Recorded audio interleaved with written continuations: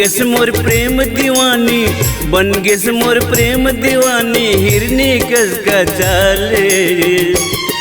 तोला देखत रहते ओ दिन रात ले, तोला देखत रहते ओ दिन रात ले। बन गेस मोर प्रेम दीवानी, बन गेस मोर प्रेम दीवानी, हिरनी कस का चाले। तोला देखत रहते ओ दिन रात ले, तोला देखत रहते ओ दिन रात ले।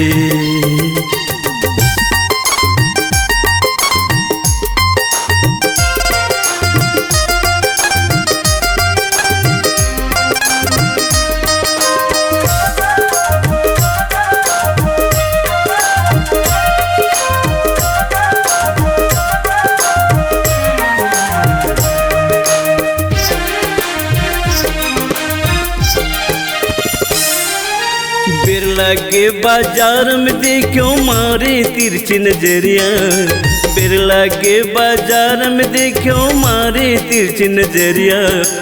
हंस मुस्का के मन मोह डारे तै हो बीच बजरिया, हंस मुस्का के मन मोह डारे तै हो बीच बजरिया।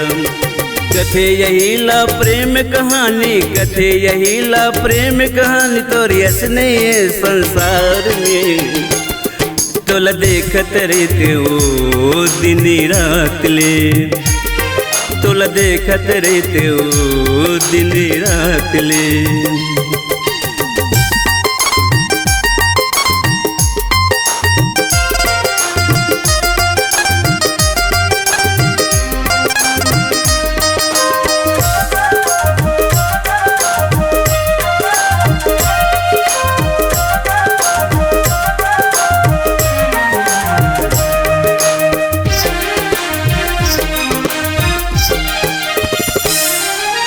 तोर बिना मैं नहीं रह सको मोर हृदय मसमाए, तोर बिना मैं नहीं रह सको मोर हृदय मसमाए।